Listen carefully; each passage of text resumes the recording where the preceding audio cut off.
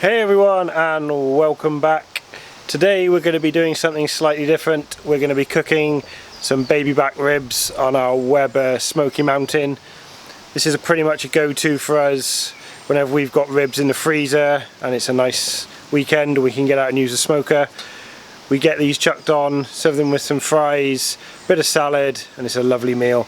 So we're going to walk you through all the steps from making the rub, putting them on the smoker, all the different processes we go through. So let's get started.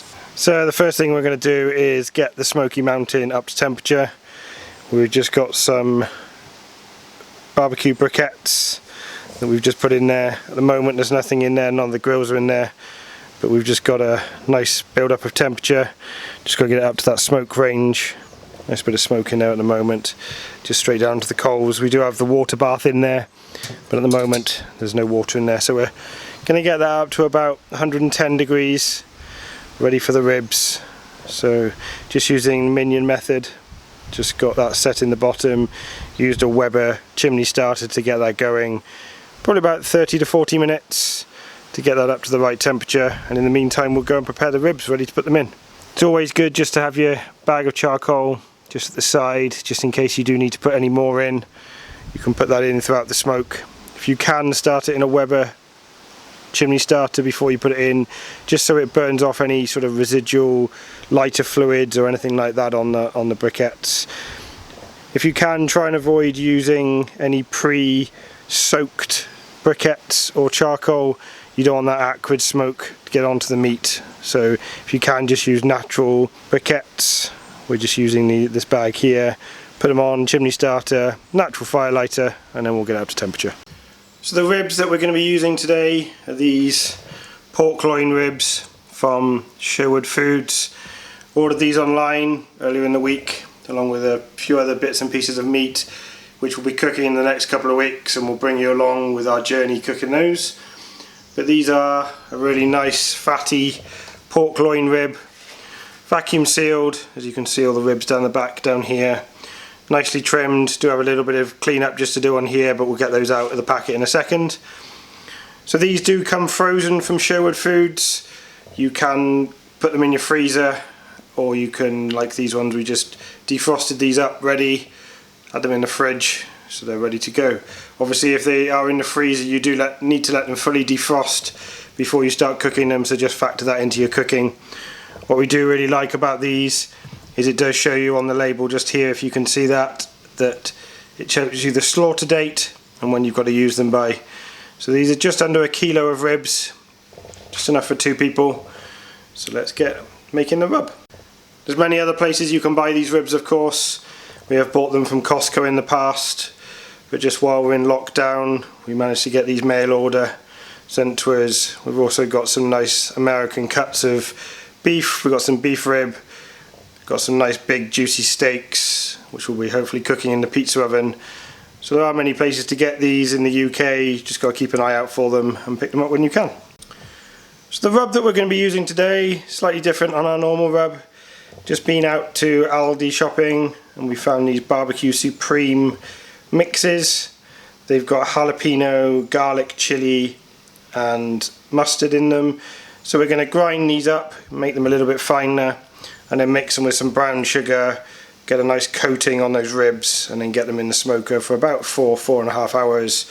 We'll be doing a few other bits and pieces throughout the cook, but this is the main rub that we're going to be applying. Get that nice dark bark on the ribs, give it that nice flavour.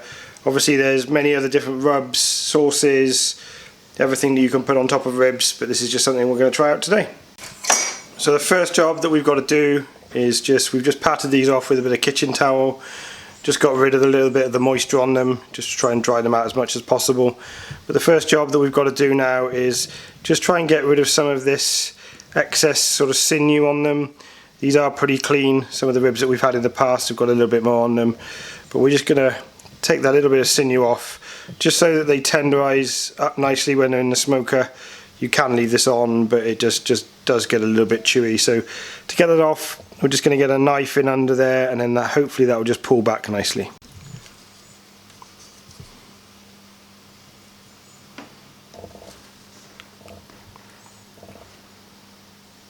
So So just check all over just to make sure there's no other sort of thicker bits of the skin. There we go, there's a nice bit to pull off just here.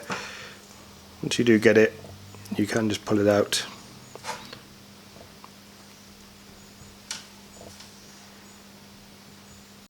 So the next job we've got to do is we're just going to get some of this French's classic yellow mustard, and we're just going to apply that to both sides of the ribs. Don't worry if you don't like mustard, you won't taste this on the final cook. This is really just to get the rub to stick to the ribs, to give it that nice base. So just get a nice portion of this, apply it over both sides of the ribs, and then we're ready for the rub.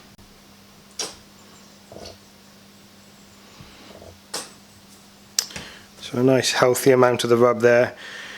You can use your hands or you can use one of these silicone brushes. Just make sure that you cover all parts. Obviously you want this to be a nice binding agent for the rub to stick on. So you want to be able to be nice and thorough. Make sure all the bits of meat are covered. Again, once you've done this side, you can flip it over and do the top of the ribs. Okay, so for the rub, what we've done is we've just got some of our barbecue supreme. Just got one tub of that. We just put that into a coffee grinder, grind up into a nice fine powder, and now we've just added some brown sugar into there. Just give that a good mix up. Obviously if you do make too much of this and you find you've got some left over, you can bag it up. It does store quite well in a airtight container. So just give that a good mix, make sure it's all mixed up so you've got all the different parts, and then when you're ready, just take that and then you rub it all over the top of the ribs.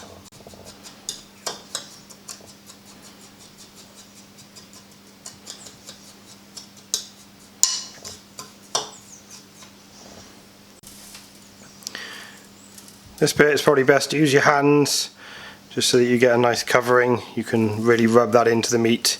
I'm going to try and press it down if you can, so just sprinkle some over the top, and then get your hands in there and give it a good rub, so that when you put it on the smoker it doesn't all fall off. You want it to stick. This is what gives those ribs that nice dark colour. You want this to caramelise up. That's what the sugar does, and obviously all the different spices that we've got in the seasoning should give that meat a nice flavour. We are going to be covering this with a barbecue sauce later as well, but that's towards the end, so that gives it the nice barbecue flavour. Again, there are many things that you can do with them. You can honey glaze them, you can use maple, you can use hoisin rubs, so it's really just trial and error. This is what we really like about these ribs, is they're nice and versatile. You can try all the different flavours out. We do usually hand make our own rub mixture, but we didn't have the right ingredients in at the moment, so it's quite handy that we found these barbecue supreme rubs in Aldi. Don't know whether it's a standard item they have there all the time or whether it's just in at the moment. Hopefully, if this is nice, they are a regular item and we can go back and get some more. To get that nice smoke flavour on our ribs, we're going to be adding in some of these hickory smoking chips. These are Barbaquick ones. I think we picked these up in B&Q. They were on offer. I think they were a couple of quid a bag, so we picked up quite a few of them. They do lots of different ones. They do a beach one, they do a whiskey one, and there's various other different flavours. But today we're going to be using these hickory ones. It's best to soak these in water for about 20 minutes before you're going to be using them. So just get a nice big handful, a couple of handfuls, put them in a bowl of water, leave them to soak, and then when you're ready you just throw them on top of your coals and they give you that nice smoke flavour. So smoker is now up to temperature. We've now just added some water into the water bowl. This does two things. You don't want to be cooking directly over the coals. You want to try and keep the temperature as low as you can. You want to remember these ribs are going to be cooked low and slow. So this does one of two things. It just stops that direct heat from the coals going up onto the ribs, but it also just provides that little bit of steam just to get you that nice moist rib. You want these to have a nice moistness to them. You don't want them to dry out. So we've just added that in there. Next job we're going to do is we're going to add our grate onto the top. So we're going to add the grilling grate. So that's just going to sit there, and now that's ready to put the ribs in. So as you can see, the temperature in the lid thermometer is now just over 100 degrees, getting ready to put those ribs in. We do have a digital thermometer which has got a remote sending capability that we can have inside the house. But unfortunately one of the probes is broken on it, so we won't be using that today. We'll just be using a handheld thermometer just to test the meats.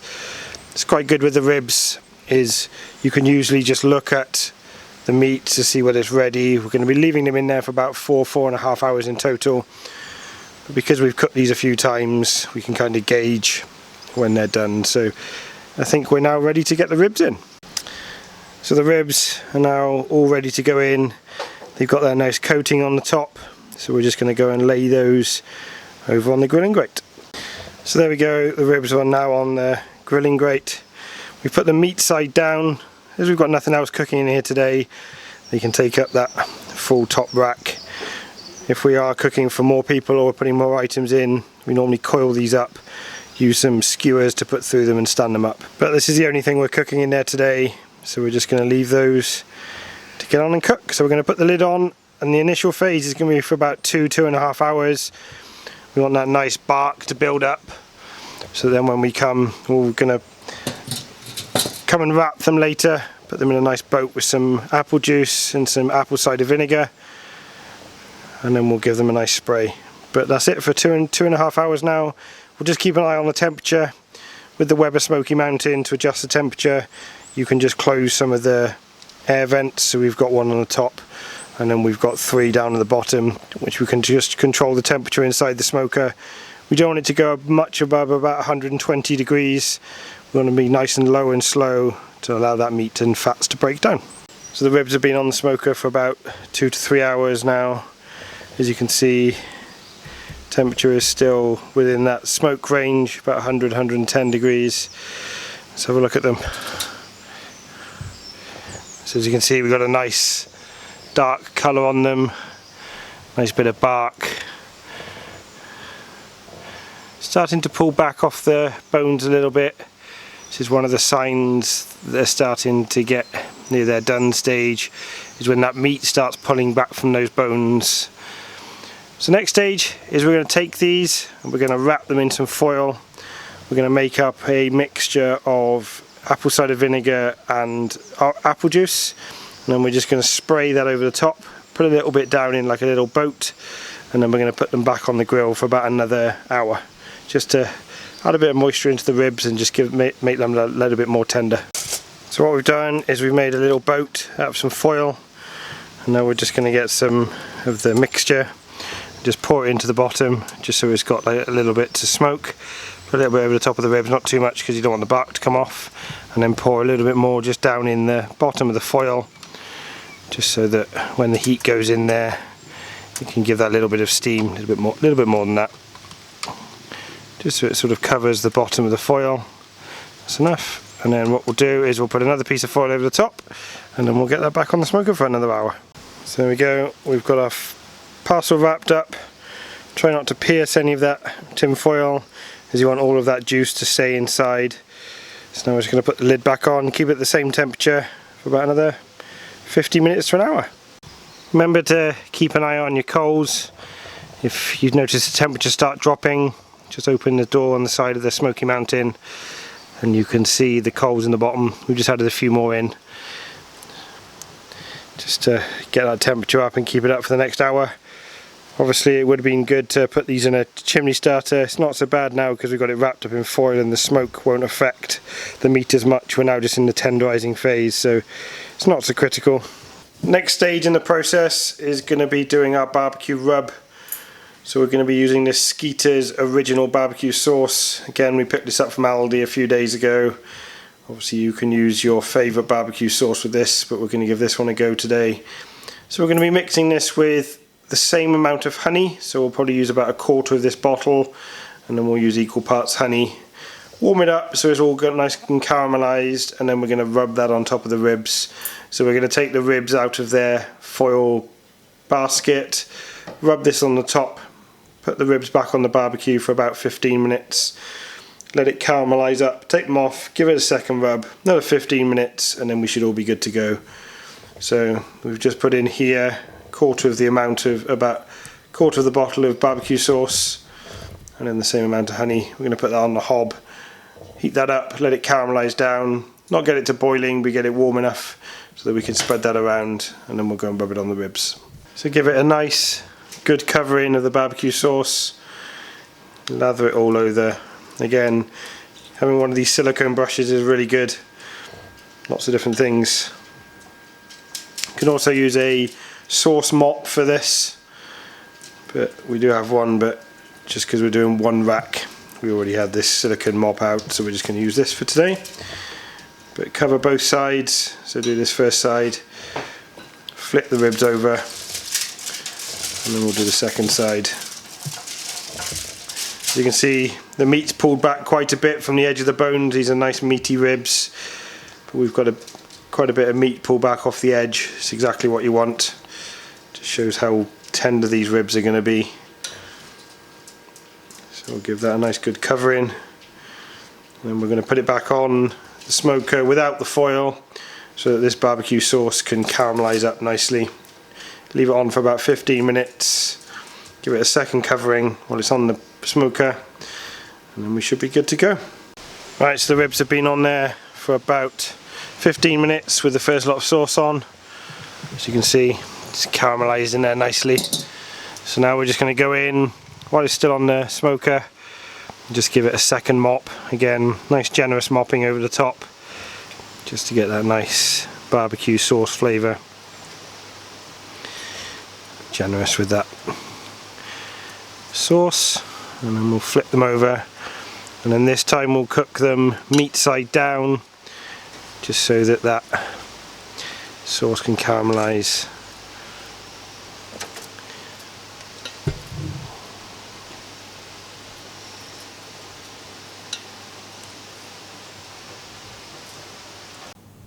So there we are after about 5 hours on the smoker. They're now off. They're looking really good. Really nice sticky sauce on top. So now we're going to slice those up into individual ribs, and then we're going to serve them with some curly fries and some onion rings and some coleslaw. But really nice juicy snack. Really nice smoke ring on those. Nice pink smoke ring. Nice juicy meat. Looking really good. Lots of meat on these as well. It's probably one of the meatiest racks of ribs I've seen. So nice. So there we have completed our barbecue sticky ribs. We hope you enjoyed this slightly different video. Obviously we can't go away in the van at the moment, so we thought we'd give you a little bit of a different video, just showing you some of the things that we've been cooking while we're here in lockdown. If you have liked this video, remember to hit that like button, and also if you aren't already subscribed, hit that subscribe button. If this is something you want to see more of, leave us a comment down below. As I mentioned, we have got a couple of more cuts of meat in the freezer that if you are interested in seeing how we're cooking those, we'll put a video up for those as well. We might chuck a couple of bits in the pizza oven. We've also got the Weber barbecue as well, which we can cook some bits on. One of the things we've been doing during lockdown is a lot more cooking. We've also started cooking some really nice homemade curries. So again, if that's something you want to see, leave us a comment down below and we'll get back to you. But until next time, remember to keep safe. We are still in lockdown here in Wales, so we can't travel around as much. Remember to keep that social distancing in place, and we'll hope you're all keeping safe, and we'll look forward to seeing you soon. Bye!